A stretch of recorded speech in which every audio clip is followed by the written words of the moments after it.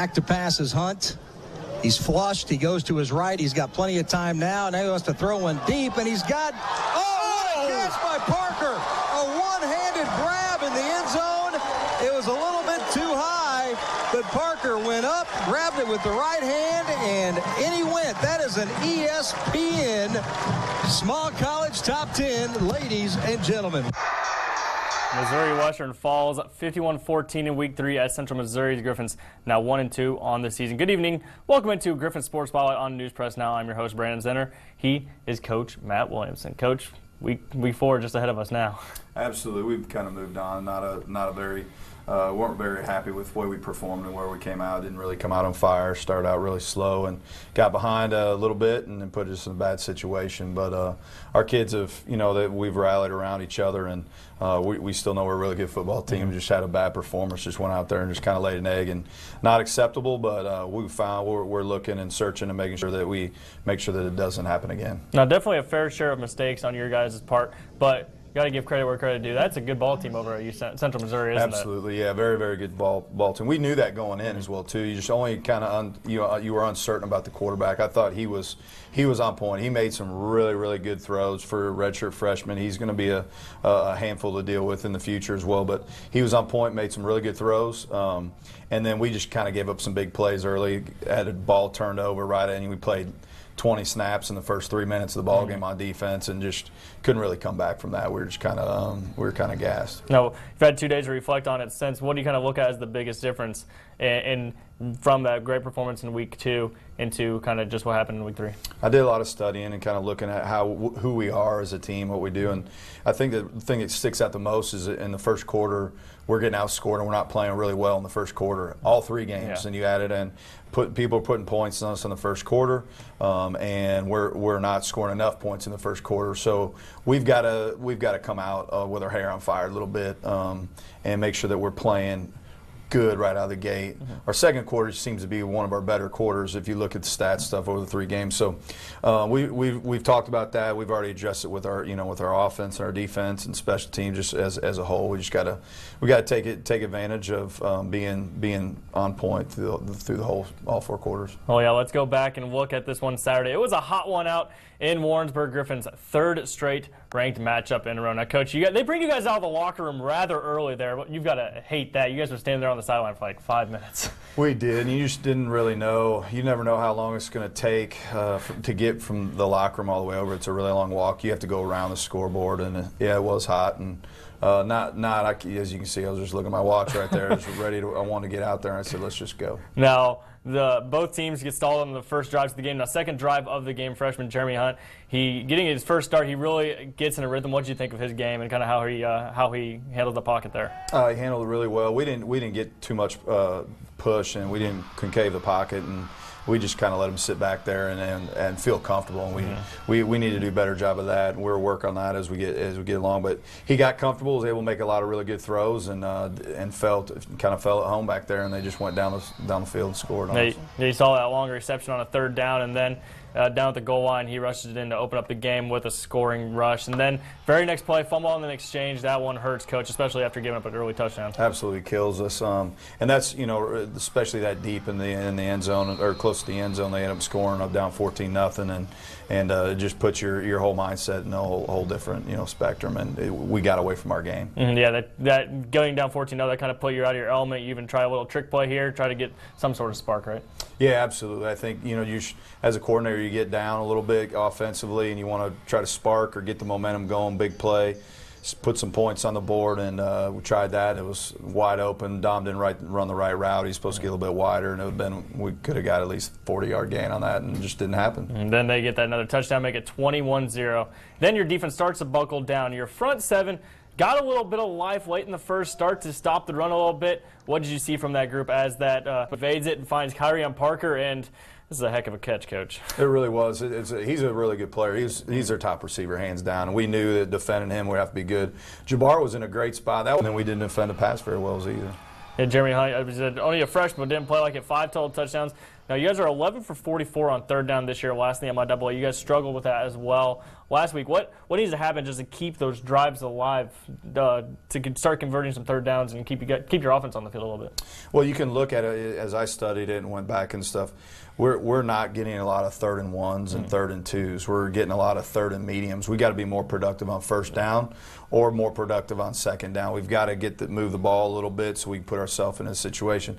3rd and 9 is. 3rd and 8 is tough for. I mean, if you can drop 8, put a lot of pressure on the quarterback. It's tough to defend. 3rd and 2 and 3rd and 3, the percentage of getting a first down is very, very highly compared against the defense. So we got to do a better job on first down, or if we don't have success throwing the ball on first down, getting ourselves where it's a manageable 3rd down, and we can put ourselves in a better situation. An offense for you guys. Jamar Griffith leads the way, 60 yards rushing. Anthony Williams, 11 tackles on the defense side. Now, also in that game, Kobe Cummings, he made his first start for you guys at safety, second on the team with 9 tackles. He's only a true freshman.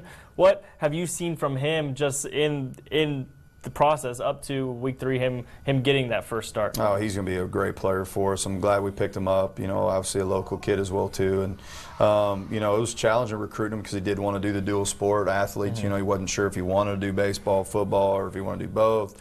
And we recruit our tails off, and he just came in. He's very smart, very intellectual, picks up the game really well. If you look at his performance and what he did, his missed assignments were almost minimal, maybe about 1. But his eyes were in the backfield a little bit, and some of there's about 3 big plays, and I love him to death. But the 3 of those plays, his eyes were in the backfield, and he was just a yard out of position. Obviously, the tight end catch and run. They had a deep crosser on one of those as well too, and then there's one of the other fits. And so we'll get that corrected. He'll pick it up. I mean, he's already got it fixed now. You know what I'm saying? So as the season goes along, he's just going to get more sounder and sounder and sounder, and I'm excited to watch him play. Now, we don't see many freshmen come in and play right away. Nonetheless, start with Shamar, played last year for you guys, Arnold as well. We see guys here and there, but what's it take for a young guy to come into a Division II football program and make an impact right away? Like it has to be, obviously you have to be athletically, be able to hold up in the MIAA. That's the number one question, and which he has that right away. The biggest thing, if you look at it, is understanding the scheme and the retention and knowing and be able to react and do it. Just like if I tossed you a ball right now, you'd be able to catch it real quick. Same I thing. To think so. Yeah, I think so too. But the biggest thing is that if something happens in the game of football, you have to react. You don't have time to think, or you're a step behind. And he was thinking a little bit, and some of his mistakes, but he'll have those corrected. He just picks the game up. He's smart. It's important to him, and he wants to learn everything. He does not want to make a mistake. And when you have kids like that with a mentality, it's hard to keep them off the field. And as you said, he's going to play baseball for you guys. A heck of an athlete. They come out of Platte County that way, I would know. Graduate from there. Now, you were pretty athletic. You could say that. Now, we're going to take a quick break. When we return, we'll get into Week 4. The Griffons return to the Sprat. Welcome in the Northeastern State Riverhawks. You're watching Griffon Sports Spotlight on Fox 26 KNPN. The ATL. The final stop in the quest for the PGA Tour's ultimate prize. It all comes down to this. The top 30 have made it here, but only one will shine.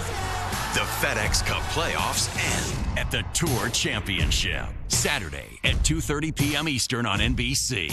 Why are people switching to Suddenlink? Could be because Suddenlink has the fastest internet in the U.S. Find out for yourself with internet starting as low as $19.99 a month for 1 year. Need more speed? Upgrade to 1 gig with unlimited data. And for a limited time, we'll give you Netflix for 1 year. Already have Netflix? We'll pay for it. That's a $130 value. Get the fastest internet in the U.S. starting as low as $19.99 a month for 1 year. Call 877-476-9209 today and switch to Suddenlink. Today we're here to talk about trucks. I love trucks. Whoa. What the heck is that? What truck brand comes from the family of the most dependable, longest-lasting, full-size pickups on the road? I think it's a Chevy. Ford. Is it Ford? It's not Ford. I think it's Ram. It's not Ram either. That's Chevy. Gorgeous. Trade up to this Silverado to get a total value of $10,500 when you finance with GM Financial. Find new roads at your local Chevy dealer. In the NASCAR Camping World Truck Series playoffs, we know what it takes to win the championship. This. Clear, clear, clear. This. Go, go, go. And a whole lot of... That's what I'm talking about! Yes! Because to be champion, Sauter and Moffitt side by side. you've got to lay it all on the line.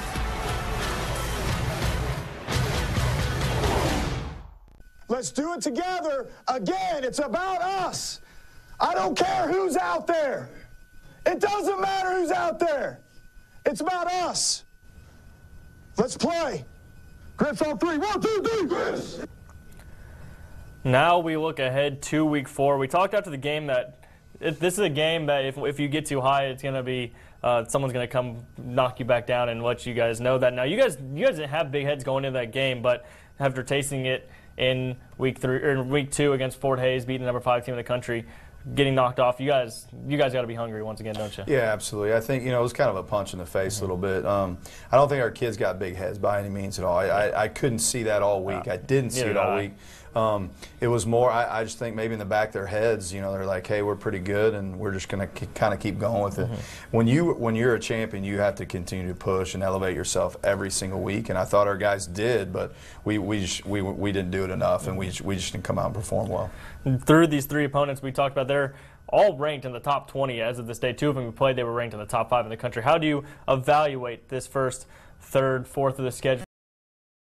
Yeah, when you look at it, going into the season, you're like, holy cow, it's a juggernaut coming right out of the gate, and having some new kids and some new players and positions and everything. I thought our kids have done well. We didn't do very well this last week, and that was a kind of a thing. And I'm glad, to be honest with you, I hate losing. I don't want to lose, but I'm glad it happened because now it's going to shock our system a little bit. We're going to be back at it, and our kids are going to be hungry again. They were hungry, but we've got to learn that it's got to be consistent. It can't be week to week, up and down, and that's what we're looking for. And to come out of there 1-3, I feel okay. I feel maybe we might have left 1 on the table as well too. 2 and 3, I'd have been really, really happy with that, or been happy with 3-0. But logistically wise, you look at it, 3 of the top 20 teams in the country you're facing, and there's more coming down the road as well too. MIAA, it's real, and it is what it is. So you got to be ready to go. Absolutely. Now this week the Griffins return home, 7 p.m. kick at the Spratt against Northeastern State. It's going to be Family Day and Military Appreciation Day. Talk to me about Military Appreciation Day. What does this day and kind of everything that goes into honoring our nation's heroes, what goes into that for you? I think it means a lot to a lot of people. I think it means a lot more to me. I got a roommate that I grew up in that was a Griffon as well too. He used to be a lieutenant, but just got promoted, Colonel Gregg. He walked out with us last year. It was pretty good. Awesome. That was my roommate at college. So it was pretty cool. And what the military does is it shows you sacrifice, and that's what serving and sacrifice. And those 2 things alone is in our world nowadays. There's not a lot of it, to be honest with you. It's usually what's in it for me, what's in it for somebody else. How can I get an advantage to do this? With the military, I'm a 100% believer that is total self-sacrifice, to go lay your life out on the line for all the people that you don't even know and people don't even care about you, that know that you're going out there. It's an absolute humbling experience for me, and knowing personally, have a friend, what he's been through and the stories that he's done is an awesome. So I'm a huge military. Yeah, Lieutenant Colonel Matt Gregg, he was on campus for you guys last year, talked to the team before, did the coin flip. What do you have planned for this week? We've got a couple other guys we're in the works with that. Brett Easley, our game management guy, he handles a lot of that stuff. We're going to have all kinds of different artillery and different vehicles out there. They're going to walk down the hill with us again as well too. We've got a couple guests that we're finalizing as well, just to make sure that they're there. But definitely, it was good to have an alum to walk down there too, and I'd love to do that because there have been a lot of alums through Missouri Western history that went on into the services and had a lot of success. Now, your next 2 games at home, got to be nice to get back at Spratt Stadium. 5 of the last 8 inside of your home stadium. These next 2 night kickoffs. How do you like playing at night on a Saturday versus the typical 1 or 2 p.m. kickoff? Down in Texas, when I was at before, all the games were at 7, except for like the last one. And it was because of obviously the heat mostly. It was the reason down there, but it's confused anxiousness is what it is, because you sit there all day. Everyone has negative thoughts that come in. Oh, what if they do this play? What if they run this trick play? And you just sit there and think about that. It kind of simmers in your head. Whereas this last game when we played a day game at Central Missouri, is that you woke up, we ate, and you're changing, you're ready to go. It's a little bit different, but I like the night games, especially there's nothing like our best practices as a football team are always underneath the lights. The kids love it. You just flick the lights on. It's kind of cool. You go out there, and it's just a great atmosphere. And so it's going to be fun, and the tailgate will be good, and it'll be great. Quick synopsis, 30 seconds. Tell me about this Northeastern State team. They've struggled. They're 0-3, lost 15 of their last 18. But what do they bring to to the game today? Or Saturday? They're in the MIAA, so you got to bring your A game. It doesn't matter if they're 0-3 or 3-0. You can lose a game every Saturday in this conference. You have to be prepared. So we've got to make sure that we are focused on ourselves and focused on our corrections and focus that we come out of the gate hot in the first quarter and make sure that things happen. They've got a lot of talented players all throughout their offense, defense, and special teams, and we've just got to take advantage of the areas that we feel that we can. Now, we talk a lot of football here. This is week 4 from us, but we played this last week with Tyler Bash. Now it's your turn. This is what I'm calling Get to Know a Griff. You've got 30 seconds to answer as many questions as you can. Just say the first thing that pops in your mind. We're gonna get to know you a little bit. Go ahead and play the music. Favorite hobby aside from football? Fishing. Favorite band? Metallica. Good. Any pregame rituals?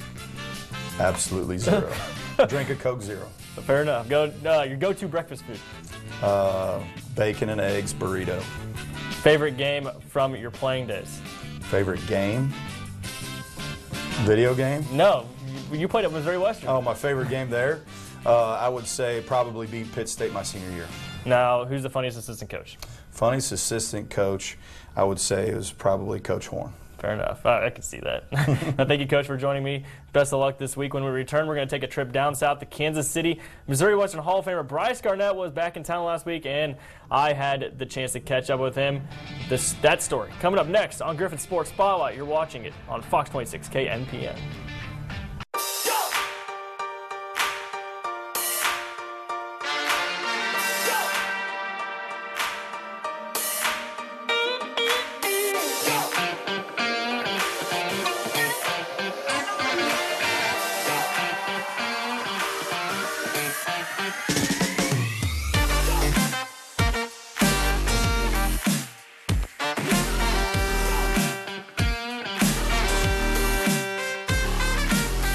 The news never stops, and keeping you connected with stories that impact you is what News Press Now is committed to do. Our journalists are passionate about their community and giving the information that you need. The latest on crime in the community, what's happening with our schools, what new businesses are coming to town, who won the big game, and what to do this weekend. Read it now. Watch it now. News Press Now. Baseball on Fox. The playoff races are heating up as Rhys Hoskins and the Phillies make their push for the division. Freddie Freeman and the Braves stand in their way, and the Giants take on the Cardinals. Saturday at 12:30 Eastern, 9:30 a.m. Pacific on Fox and the Fox Sports app. Can't get to a TV? Watch every News Press Now newscast every day. Streaming live on newspressnow.com and on the News Press mobile app.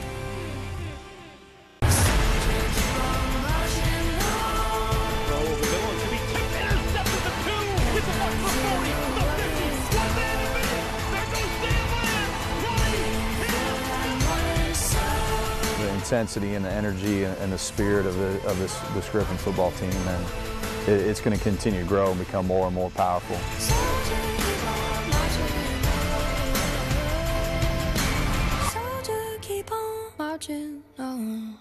Now we are driving down to Kansas City. Staley Farms Golf Club. Bryce Garnett, the Missouri Western All-American golfer, is back in town for a Pro-Am golf scramble. Now, Bryce is coming off the most successful year of his career on the PGA Tour. Got his first PGA Tour win after advancing to the tour from the Web.com Tour. He even made it to the final 70 of the FedEx Cup playoffs. We're going to talk to him exclusively, see how St. Joe, Gallatin, and Missouri Western helped mold him into the golfer he is today.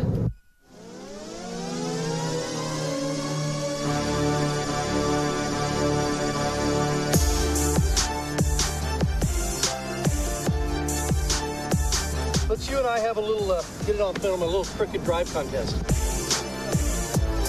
My life has definitely got a little more busy, that's for sure. But yeah, not much have changed. Just got into a few more events throughout the summer, a few bigger events, especially there at the end of the year, playing 3 FedEx Cup events. So it's changed for the good, that's for sure. Yeah, I think, you know, hiring my first coach about 3 years ago, we really put a process and game plan together and kind of gave me some direction. I think that's what I needed, especially on the web.com last year. I found a lot of confidence, kind of understood what really made my game click. And then I was excited to take that to the PGA Tour this year, and you know, it really paid off, and getting that first win was some serious validation about what we've been working on is the right stuff. So just really excited to continue the process and see what we have the next few years. It's been great. It's been a really good fit with Great Life.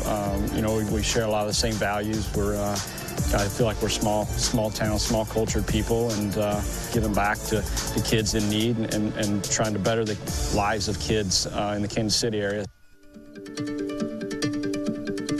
I try to, you know, be one of the best ambassadors and grow the game the best I can. And anytime you see a small kid with their dad, you know, at a tournament, I try to throw them a glove or throw them a ball, because just the excitement it brings to their face is fun to me and my caddy, and usually we get a lot of thanks and a lot of tweets and stuff after the event about how much it meant to them. So it's great to see that, and hopefully, you know, it keeps the kids interested in playing golf in the future. Yeah, I never attended a PGA event like that, but I would watch on television, and you know, I remember watching Tiger Woods nonstop, whether it be in high school or college. It's kind of when I started paying more attention to PGA golf, and just thinking how cool it'd be to be in that environment, and you know, to be looked at as a role model. Growing up, Bryce was always out at the course. I always saw him, especially at a young age. I saw him a lot more than what I do now.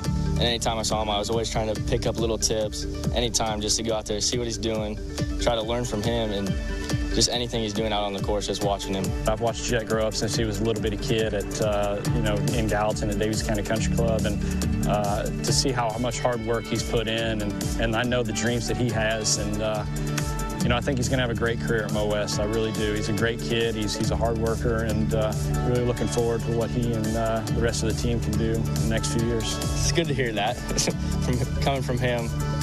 Hopefully it comes true. Hopefully he's right. Makes it feel possible. A lot of people, like, I say it, and it doesn't really seem realistic, but there's a guy from Gallatin, Missouri that's doing it, so it makes it where it's possible for sure. First to play from Gallatin, Missouri, Bryce Garnett. Well, I think, you know, playing in a PGA championship in the state of Missouri, my first PGA championship, making the cut for the first time in a major in Missouri was very special. You know, that I say many times that's probably my favorite tournament I've ever played in. I'm going to go to Korea and Malaysia for a couple weeks this fall and play. And then after the new year, we'll start in Hawaii at the Tournament of Champions, which is kind of what everybody strives for every year, to get there and play against 30 guys. So yeah, just looking forward to competing, and actually with this 2-year win exemption, maybe taking a few more weeks off, and you know, trying to be a little more prepared when I do go and play.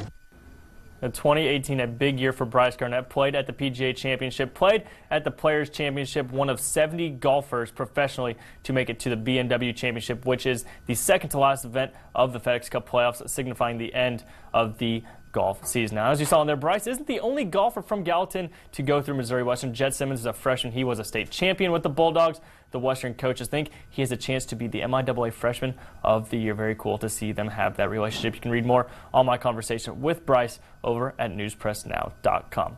That will do it for this week on Griffon Sports Spotlight. If you missed any of this week's episode, head over to newspressnow.com to watch every edition. Make sure to join us next week as we recap Saturday night's home game and preview Week 5 when the Washburn Ichabods visit St. Joe. In case you missed it, Missouri Western unveiled the remodeled Looney Arena, raised 2 banners during volleyball's home opener Friday at Fieldhouse. We'll leave you with sights and sounds from that historic night.